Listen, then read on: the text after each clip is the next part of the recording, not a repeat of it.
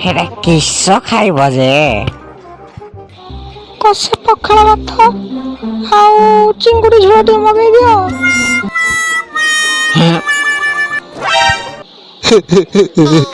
ପଖାଳ ଭାତ ଚିଙ୍ଗୁଡ଼ି ଝୋଳ। ये तो 14 ବର୍ଷର ଆସିନଥିଲା ରେଷ୍ଟୁରାଣ୍ଟ। ଏଠି ସେଗୁଡ଼ା ସବୁ ମିଳେନି। ଏଠି ହଉ ମୁଁ ତାହେଲେ ମଗଉଛି। ୱେଟର ଏଠିକି ଆସ। ହଁ ସାର୍ ଯାଉଛି ସାର୍ ଯାଉଛି। ସାର୍ କୁହନ୍ତୁ କ'ଣ ଲାଗିବ? ତମେ ଗୋଟେ କାମ କର, 2ଟା ଚାଉମିନ 2ଟା ମଞ୍ଚୁରିଆନ ନେଇକି ଆସ। ହେ ମୁଁ ସେଗୁଡ଼ା ସବୁ ଖାଇବିନି।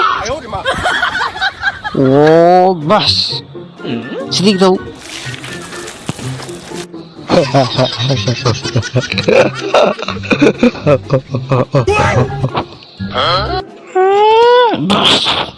ବହୁତ ହେଇଗଲା, ମୁଁ ଯାଉଛି ଏବେ।